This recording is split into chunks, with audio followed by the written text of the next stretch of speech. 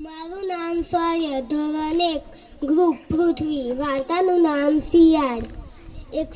એક મોટું જંગલ હતું. એ જંગલમાં બધા જ પ્રાણીઓ રહેતા હતા. તેમાં એક શિયાળ રહેતું હતું. તેને ભૂખ લાગી. તે બધે જ હોદે પણ કંઈ ખાવા મળે ના. પછી જંગલમાં બધે ફરતો હતો. ત્યાં જ જંગલ પતી ગયું અને પછી એક નાનું ખેતર આવ્યું. એ ખેતરમાં લાકડાના ઝુમખાથી એક શેરડી લટકાવી હતી.